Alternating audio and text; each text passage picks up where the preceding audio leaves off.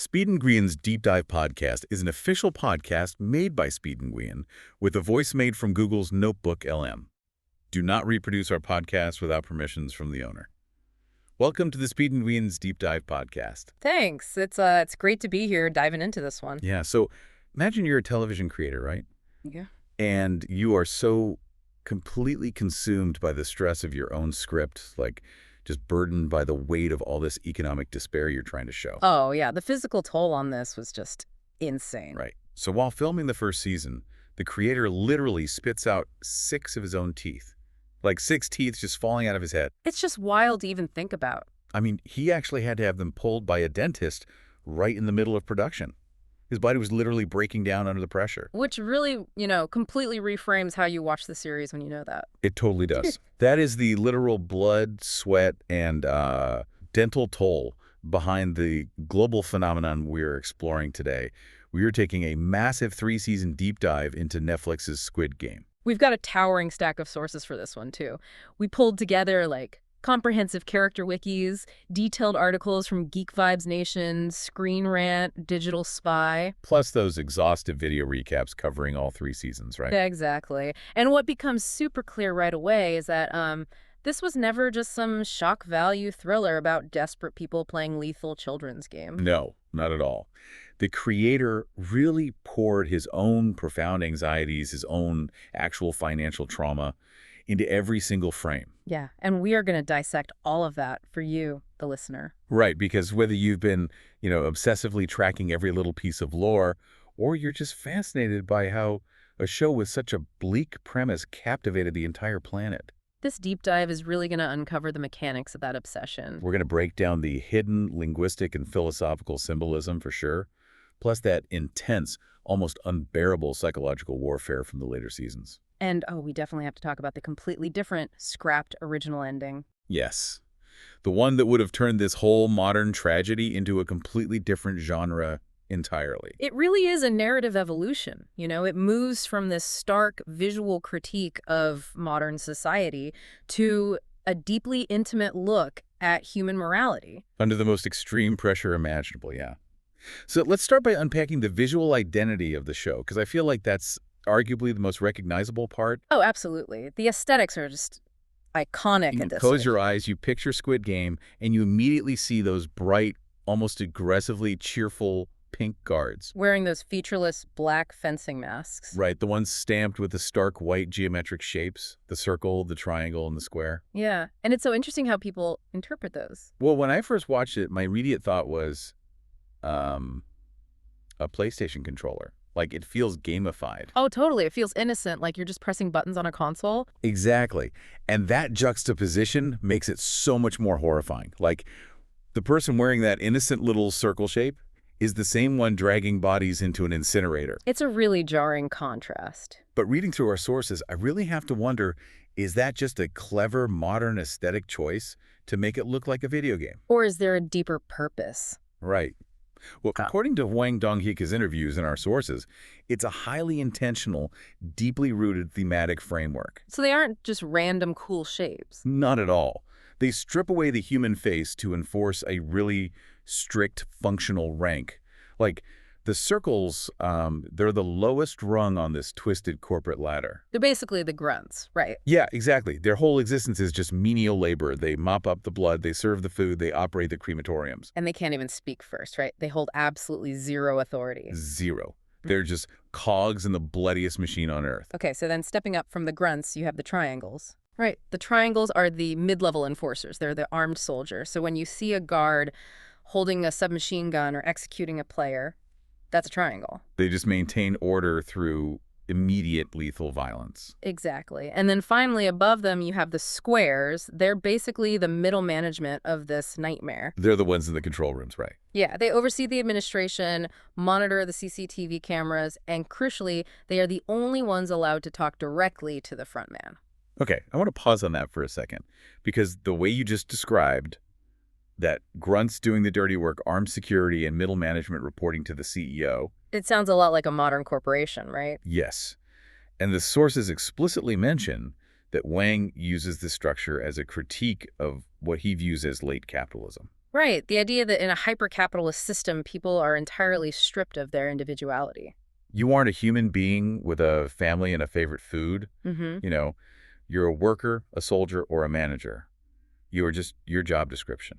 That is the core of the visual deception. The masks literally erase their human features. Which makes them terrifying to the players. But for the guards themselves, it acts as a psychological shield. I mean, it is significantly easier to commit mass atrocities when you're hiding behind a geometric shape. Right, you aren't a man shooting a desperate father. You're simply a triangle eliminating a disqualified number. You're just doing your job. Exactly. But I want to push back a little on the origin of those specific shapes. Oh, really? Why is that? Because a circle, a triangle, and a square are like universal geometric forms. Is the deep meaning behind them something the creator explicitly planned? Or is it one of those things where the internet just reverse engineers a massive theory out of a cool design? That is such a good question. Okay. And our sources confirm it is absolutely intentional on Hwang's part. It actually ties directly into Korean linguistics. Oh, wow. Okay, break that down for me. So in the Korean alphabet, Hangul, these specific geometric shapes represent actual letters. The circle represents the letter O. The triangle shape is used to represent J. And the square represents the letter M. So OJM, which stands for what exactly? They are the initials for Ojinjyo Gaim, which is the Korean title of the show. It literally translates to Squid Game. Oh, that is brilliant. So the guards are literally walking around with the title of the death game branded onto their faces. Yeah, it's the subliminal, constant reminder of the overarching system. But the sources mentioned a philosophical layer too, right? Not just spelling out the title. Yes, and this is where the cultural depth really elevates the horror. In traditional Korean philosophy, there's a concept called Seong Gi-hun. Seong Gi-hun. Okay, what does that mean? It's a cosmological triad. The circle is the symbol for heaven. The triangle is the symbol for humanity. And the square represents the earth. Wait, really? So he took heaven, humanity, and earth. Yeah, this ancient, profound representation of the universe and superimposed it onto the featureless masks of men orchestrating a slaughter. Talk about a juxtaposition. You're looking at the spiritual harmony of heaven and earth, while a guy in a pink jumpsuit shoots a terrified contestant over a game of marbles. It's completely jarring. And that dissonance pairing something profound or innocent with absolute horror is the foundational DNA of the whole series. You see that translated perfectly into the music, too. The score by Jung Jae-il doesn't just sit in the background. Oh no, it actively participates in the psychological torture of the viewer and the players. Let's look at the very first game they play. Red light, green light. You have over 400 desperate people stepping onto a dirt field. They think they're playing a simple children's game, and then the giant robotic doll turns around, someone moves, and the sniper round takes his head off. It's pure panic. Over 200 people are methodically gunned down while they sprint for the finish line. It's a massacre! And what does the soundtrack do in this exact moment? What's playing over the loudspeakers? It's that smooth, romantic lounge singer cover of Fly Me to the Moon. I mean, it is one of the most chilling needle drops in television history. It's deeply unsettling because of the sheer absurdity of it. Hwang and the composer deliberately chose a track with romantic, soaring lyrics. To play over this cynical, mechanized slaughter, it really highlights the extreme disparity in wealth and power. Exactly. It perfectly frames the perspective of the VIPs and the frontman. Right, because to the people in the dirt, this is the most terrifying fight for survival. They're choking on the blood of their friends. But to the people running the system, to the billionaires betting on them, this is just a relaxing afternoon. It's just ambient entertainment. The jazz music just emphasizes how little the lives of the poor actually matter to the people in the skybox. And that corruption of innocence totally continues with the show's original compositions, too, like the track titled Way Back Then. Is that the eerie percussive one? The one with the recorders? Yes. It plays whenever the guards are marching or leading the players to a new game. Oh, man. That one gets stuck in your head almost immediately. It has this bizarre, childlike quality to it, but it just makes your skin crawl. That's because Jung Jae-il specifically utilized elementary school instruments to create it. We're talking plastic recorders, castanets, wood blocks. Literally the exact instruments you'd find in a third-grade music class. Exactly. And furthermore, he based the underlying percussive beat on a very specific clapping rhythm, the 3-3-7 rhythm. I saw that in the sources. What is the significance of the 3-3-7 rhythm? It's a traditional, incredibly common cheer used by school children in South Korea. They use it during sports days or playground games. So it's 3 claps, 3 claps, 7 claps. Yep, every single Korean person watching the show recognizes that rhythm instantly. It's the sound of recess. It's the sound of carefree childhood nostalgia. So they are literally weaponizing nostalgia here. Taking the auditory memory of being a kid having fun and twisting it into a Pavlovian signal for impending dread. Wow. Whenever you hear that recorder, whenever you hear that 3-3-7 rhythm, you just know somebody is about to be eliminated. It functions exactly like the physical sets they built. All those oversized, brightly colored playground structures. The giant slides and enormous jungle gyms, they're built to make the adult players feel small, right? Exactly, reducing them back to a state of childish powerlessness. And the music does the exact same thing. It just constantly reminds the listener that the sanctity of childhood has been completely corrupted by greed. Right. And building a world this intricate, steeped in all this heavy metaphor, it clearly took a massive toll. Which circles us back to what I mentioned at the very beginning, Hwang Dong-hyuk losing 6 teeth during the production of Season 1. Yeah, we threw that out as a shocking fact, but we really need to dig into why this project was so grueling for him. This wasn't just, a director stressed out about lighting or hitting a deadline. The sources reveal this story was born out of profound, real-world pain. The origins of the script date all the way back to 2009. He didn't write this recently as a reaction to modern trends. He wrote it in the immediate aftermath of the global financial crisis. And during that time, he was struggling immensely. He was financially destitute, living with his mother and his grandmother. I read he was so broke, he frequently had to stop writing the script just so he could sell his laptop for a few bucks to survive. Right. And that context changes the entire texture of the show for you. When Gi-hun is begging for money, when he's stealing from his elderly mother to gamble, that isn't just a TV trope. No, it's an exaggeration of the creator's own rock-bottom desperation. It's intensely biographical. In fact, our sources note that the two primary characters, Gi-hun and Sang-woo, are actually representations of two divergent halves of Hwang's own life. Wait, how does one person inspire both the deadbeat gambler and the ruthless investment banker? Those guys are polar opposites. Well, they represent his background versus his trajectory. On one side, you have Gi-hun. Okay, representing his background. Yeah, Gi-hun represents Hwang's own experience being raised by a poor, hardworking single mother in a working-class neighborhood in Seoul. He embodies that daily grind, the financial struggle, feeling left behind by the economic boom. Exactly. And on the other side, you have Sang-woo, the golden boy, the brilliant, successful investment banker who went to the prestigious Seoul National University. And as it turns out, Hwang Dong-hyuk also attended Seoul National University. Oh, wow. So he knows exactly what it feels like to carry that specific kind of burden. Exactly. Sang-woo represents the immense, crushing pressure placed on Hwang by his family and his impoverished neighborhood. When you're the one kid from a poor area who makes it to the top university, you're expected to be the savior. You have to lift your whole family out of poverty. And Sang-woo buckles under that pressure, turns to embezzlement, and ruins his life. So by placing them both in the games, Hwang essentially split his own psyche in half and forced his working-class roots and his elite educational trauma to fight to the death. That is just brilliant narrative design, and he grounds these characters in actual history, too, not just his personal history. Right. One of the most fascinating details in the sources is the origin of Gi-hun's post-traumatic stress disorder. We learn through flashbacks that his life fell apart after a violent clash during a labor strike at an auto plant where he worked. He watched a coworker die at the hands of riot police. I always assumed that was just a generic backstory to make him sympathetic. But the sources point out this is based on a very real, very dark chapter in South Korean history. Yeah, it's a direct parallel to the 2009 Seongyang motor labor strike. For context, during the financial crisis, Seongyang announced massive restructuring, laying off thousands of workers. And in response, the workers occupied the paint plant. They held the factory for 77 days. And the government response was brutally militarized. The sources describe it as an actual war zone. It really was. Riot police surrounded the facility. They cut off food and water. They used helicopters to drop tear gas liquid directly onto the striking workers. They fired tasers and utilized heavy batons to break the strike. The psychological devastation on those workers was profound. In the years following, dozens of former Seongyang workers and their family members died by suicide due to the trauma and the debt. It is horrifying.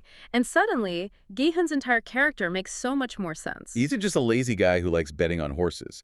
He is a deeply traumatized victim of systemic, state-sanctioned violence designed to protect corporate interests.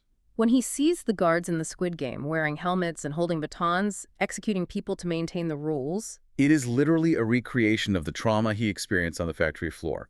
The riot police have just been replaced by geometric guards. it forces you to recognize that the desperation of the players isn't fantasy. The games are sci-fi, sure. But the economic despair that drives people to sign their lives away is rooted in documented history. The pain is real. And speaking of pain, let's explore what has to be the most agonizing character dynamic in the entire three-season run. We really need to talk about the tale of two brothers. The front man, whose real name is Hwang In-ho, and his younger brother, the police detective Hwang Jun-ho. Their storyline anchors the emotional weight of both the first and the third seasons. It's a devastating arc because it completely recontextualizes the villain of the series. Initially, the front man is presented as this cold, robotic antagonist. He wears that jagged, geometric mask that looks different from all the other guards. He sits in his luxurious office. Drinking expensive scotch, listening to jazz, watching hundreds of people die without flinching, he seems like the ultimate callous elite. But then the layers peel back. We discover that he isn't some billionaire who bought his way into management. He is player 132. He was a contestant. He actually won the 28th Squid Game back in 2015. But the reason he entered the games is what completely shatters your perception of him. Our sources detail that In-ho didn't enter out of gambling debts or greed. He joined in a desperate attempt to save his pregnant wife. She was suffering from acute liver cirrhosis. He needed an exorbitant amount of money to pay for treatments and a black market organ donor. It's arguably the most noble motive possible. He didn't want a sports car. He wanted his wife and unborn child to live. He walked into hell for love. So the fundamental question is, how does a guy who enters a death game purely to save his family transform into the monstrous architect of that very same game? What breaks a man that completely? The breaking point is a very specific traumatic catalyst during those 2015 games. The sources outline a flashback where we see the creator of the games, host Oh Il-nam, do something unprecedented. The night before the final round, Il-nam approaches In-ho and offers him a gold and black knife. He presents him with a horrifying shortcut. He can use the knives to kill the other finalists while they're sleeping. If he does this, he bypasses the uncertainty of the final game, secures the money immediately, and can go save his wife. It's the ultimate test of morality. Il-nam is basically asking him, how much of your soul are you willing to carve out to save the person you love? And In-ho breaks. He takes a knife, he creeps through the dorm room, and murders at least 5 other finalists in their sleep. He slaughters defenseless people. He secures the victory, gets the money, and escapes. But by the time he gets back to the outside world, he discovers that his wife has already died from her illness. So he committed mass murder, completely annihilated his own moral compass, and it was all for absolutely nothing. The futility that is staggering. I imagine that kind of trauma leaves you with only 2 options. You either take your own life out of guilt, or you somehow have to justify what you did. Precisely. To survive the crushing weight of his guilt, In-ho has to rationalize his actions. He adopts this philosophy of extreme cynicism. If he, a loving husband and a good man, could be pushed to murder innocent people in their sleep for money, Then he has to believe that everyone is a monster when pushed far enough. He has to believe humanity is inherently selfish. that's how he justifies cutting ties with his family, faking his disappearance, and returning to become the front man. He aligns himself with the system because believing the system is an undeniable truth of human nature is easier than accepting that he's just a murderer. It makes him such an incredibly complex, tragic villain, and this philosophy is immediately challenged by his younger brother, Detective Jun-ho. Jun-ho is the moral antithesis of the front man. Throughout Season 1, he risks everything, infiltrates the island disguised as a guard, Constantly on the verge of being discovered and executed, all to find his missing older brother. and when they finally come face to face, it's on the edge of a jagged cliff overlooking the ocean. It's a confrontation that perfectly encapsulates their ideological divide. In-ho takes off the mask, revealing his identity. Jun-ho is paralyzed with shock. In-ho asks him to join him, to surrender to the system, but Jun-ho refuses. He won't compromise his morality. And so In-ho pulls the trigger. He shoots his own brother, sending him plummeting backward off the cliff into the dark water below. It seems like the ultimate betrayal, the older brother fully giving in to the darkness. But the later seasons reveal a massive twist, right? Yes, Jun-ho survives the fall. And he doesn't just wash up on shore by luck. The sources reveal he was rescued by Sea Captain Park. And here's the kicker. Sea Captain Park was secretly ordered by In-ho, the frontman, to wait by the cliffs and rescue Jun-ho. When you analyze the ballistics of that scene, in retrospect, In-ho specifically shot his brother in the shoulder. A non-lethal area. Right. Exactly, with enough kinetic force to push him off the cliff exactly where Captain Park was stationed to retrieve him. It plays out like a twisted Greek tragedy. You have this chess master of an older brother orchestrating the deaths of hundreds. But secretly moving pieces across the board to ensure that his righteous younger brother survives the very conspiracy he's trying to expose. He is protecting the man trying to destroy him. It proves that In-ho hasn't completely eradicated his humanity. He still loves his brother deeply. But he's trapped in the philosophical cage he built for himself.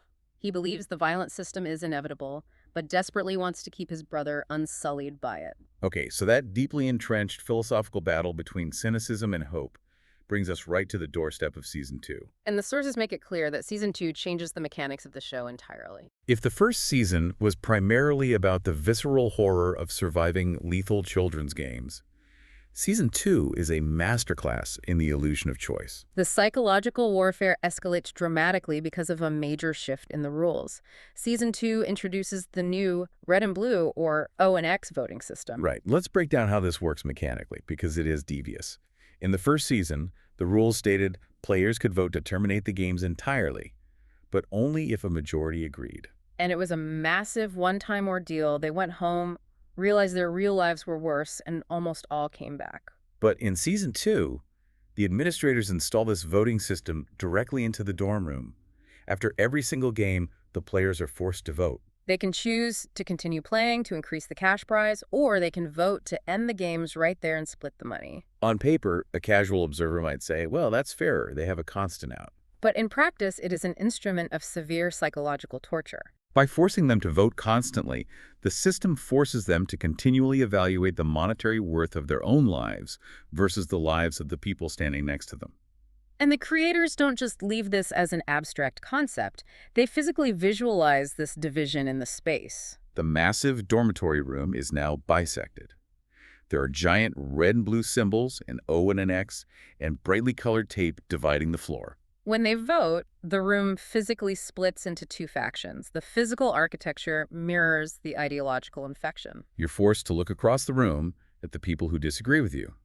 Are you an O who wants to stay, risking everyone's life for a chance at billions? Or are you an X who wants to take a few $1,000s and run, potentially robbing the desperate O players of their only chance at salvation?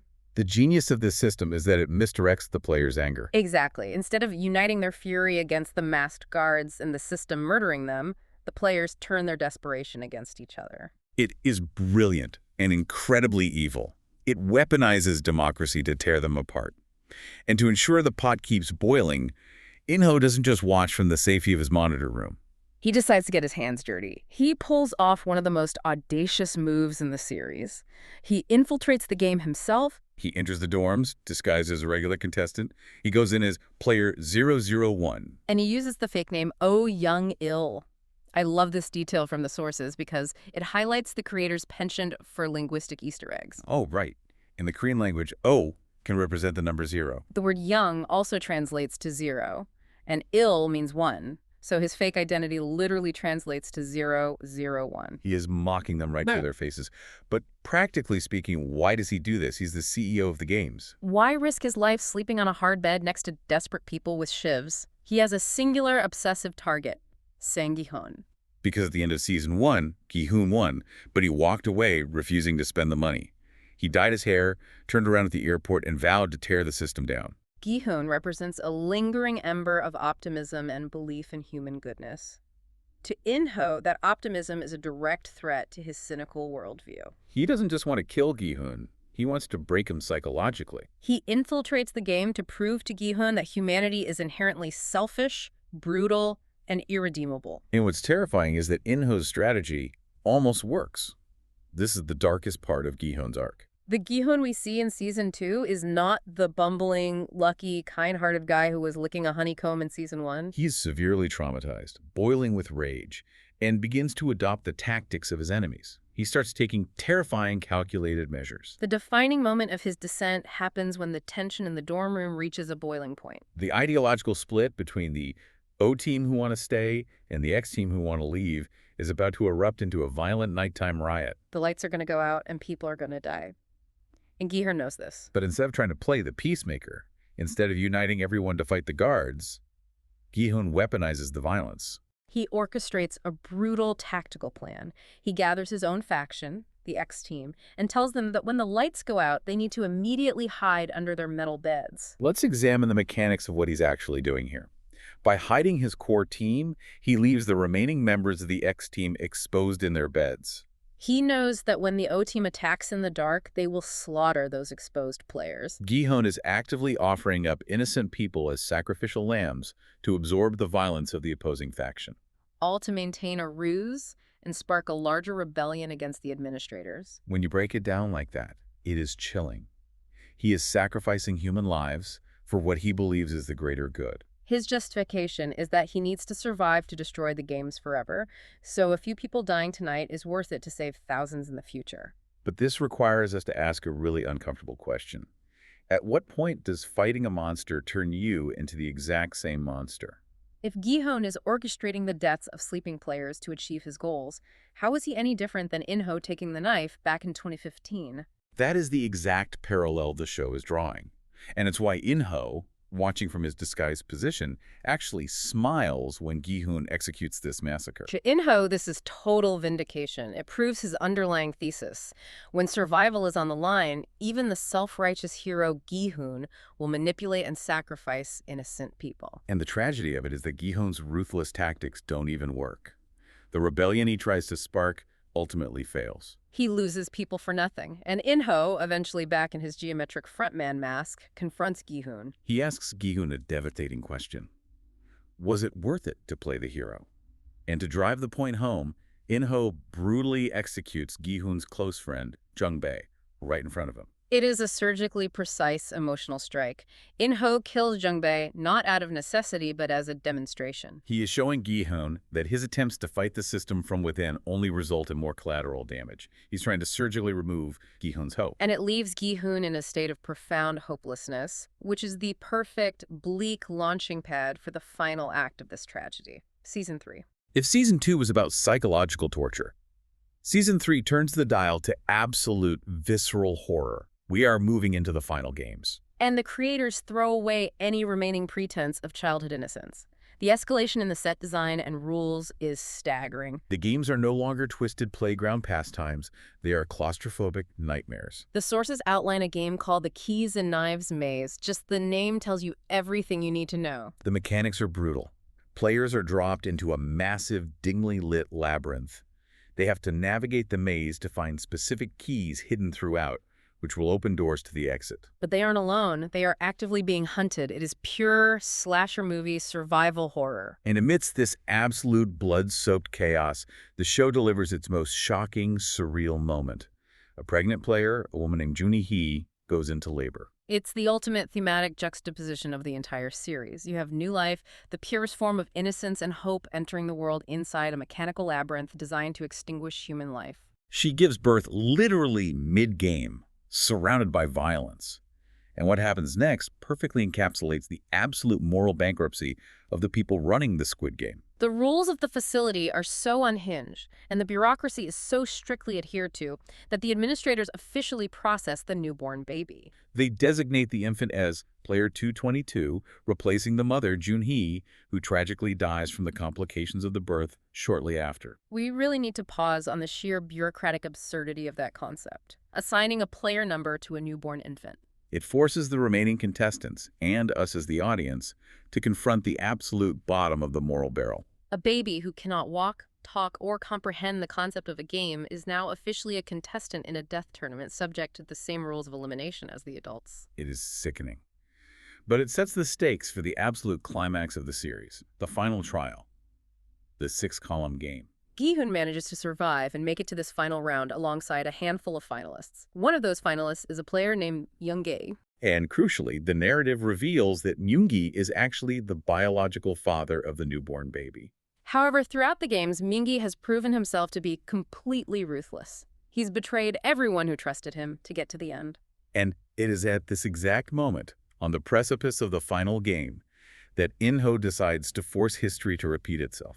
Yes.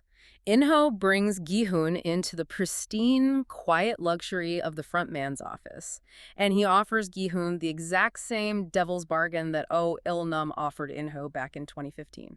He places a knife on the table.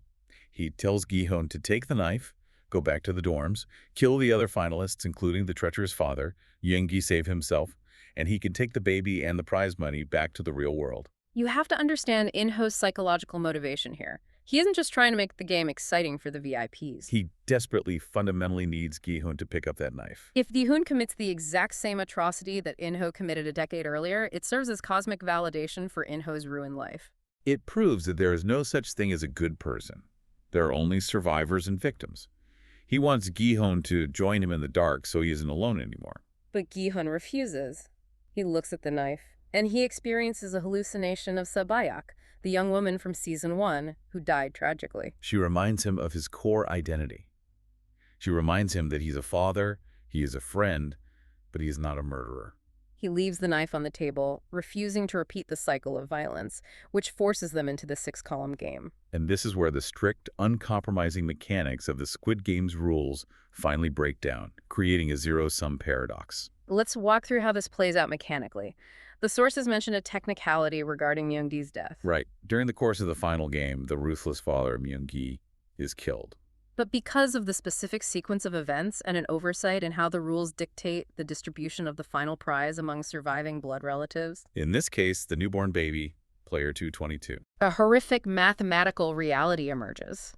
Gi-hun realizes that if he survives and wins, the rules dictate the baby will be eliminated. Because Gi-hun refused the knife, because he let the game play out, the system has trapped them. The system is designed so that only one entity can win. It cannot handle a tie, and it won't spare the infant just because it's an infant. The cold logic of the game presents Gi-hun with an inescapable choice. There is only one structural, mechanical way for the baby to be declared the winner and survive. Gi-hun must willingly step off his column. He must sacrifice his own life. He has fought through 3 seasons of absolute hell. He survived the first games, he survived the infiltration, he survived the maid. He's inches away from billions of dollars. And he looks at the baby. He looks directly up at the glass box where In-ho and the masked VIPs are watching. He prepares to step off the column to his death. And before he falls, he delivers his final words. He looks at the men who run the world, and he says simply, "Humans are." Just that incomplete sentence. Humans are. What does that mean to you? Why not a grand speech? Because it is an open-ended refutation of everything the games stand for.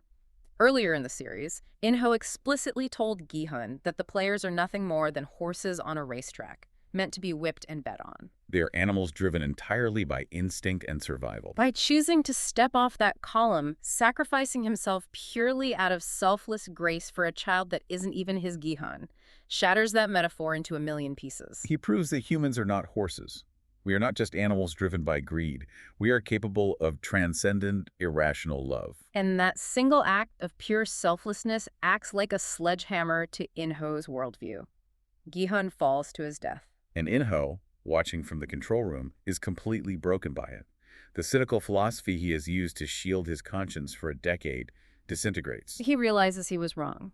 Moved by the absolute undeniable proof of human goodness, In-ho actually acts. He rescues the baby from the facility.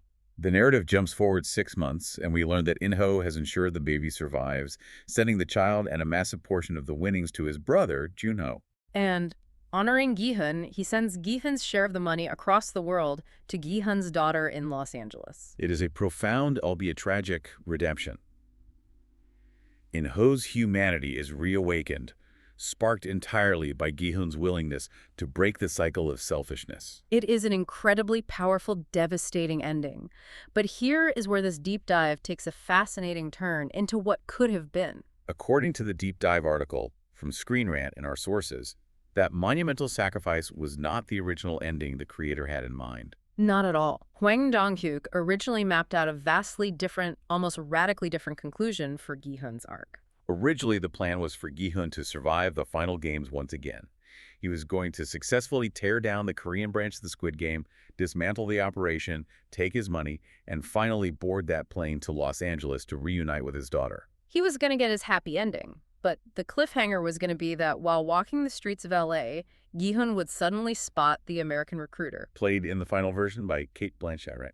Yeah, handing out the iconic calling card to a new desperate person. It would have been a massive world-building cliffhanger, establishing that the games were a global, franchised phenomenon. I have to be honest, a part of me wants to see that version. Gi-hun in L.A. going after the American branch. But I also feel like if Gi-hun goes to America to take down the international syndicate, the show suddenly turns into John Wick. It becomes a globe-trotting revenge action movie. Doesn't that completely betray the grounded, suffocating tragedy we've been watching for 3 seasons? Why did Hwang ultimately decide to scrap it and kill off this incredibly complex protagonist? You hit the nail on the head. Turning it into an action franchise would have fundamentally undermined the core thematic message of the entire series. Hwang realized that the system the games represent, the extreme exploitation of the poor by the ultra-wealthy, is a hydra. You cut off one head in South Korea and 2 more grow back in the United States. You cannot defeat a systemic, entrenched global monster just by surviving a few rounds of tug-of-war or blowing up one island facility. If Gi-hun lived and flew to L.A. to fight another day, it suggests that individual heroics and punching bad guy in the face can solve systemic global inequality. That is a Hollywood fantasy. And Squid Game is not a Hollywood fantasy. It is a mirror held up to reality. Right. To truly demonstrate a meaningful countermeasure to endless consuming greed, a system that literally demands human blood for entertainment, Hwang needed a gesture that defied the logic of the system entirely. He needed a monumental selfless sacrifice. Gi-hun had to die to prove that humanity's ultimate weapon against systemic greed isn't violence, it is selfless love. Wow. And when you look back, it beautifully fulfills the visual symbolism set up at the very end of season 1. Everyone remembers that moment.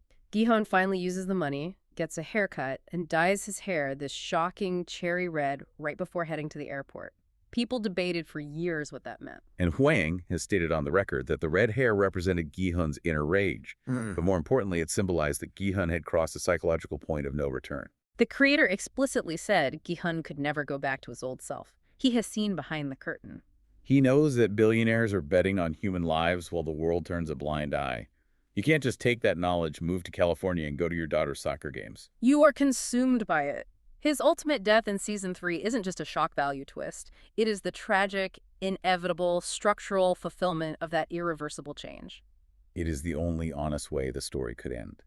So, stepping back and looking at this massive tapestry we've unrolled today, what does this all mean? We have journeyed from the innocent geometric shapes of a traditional Korean schoolyard drawn in the dirt to a massive, mechanized underground bunker where the ultra-rich treat human lives like poker chips. We've explored the history of a desperate father who carved out his own soul to save his dying wife, only to become the very monster he hated. And we've watched a flawed, gambling addict of a father give up his own life to save a complete stranger's baby, proving that human grace can exist in the darkest pits of the world. Through all of these layers, the sources clearly frame the series as an incredibly intricate critique of the deep flaws of modern society, cleverly disguised in the neon-colored packaging of a survival thriller. It asks us what we are willing to do to survive and what we lose of ourselves when we do it. And as we wrap up this extensive deep dive into the Squid Game universe, we want to leave you with a final thought to mull over,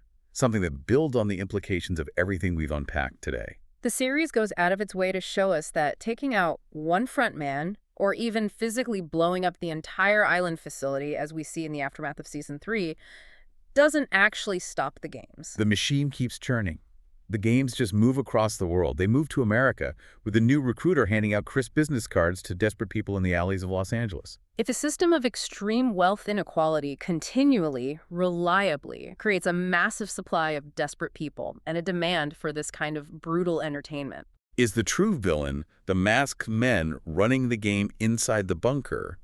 Or is it the society outside the game that makes people desperate enough to volunteer to play it in the first place? Exactly. Something to really think about. See you again in the next episode of this podcast.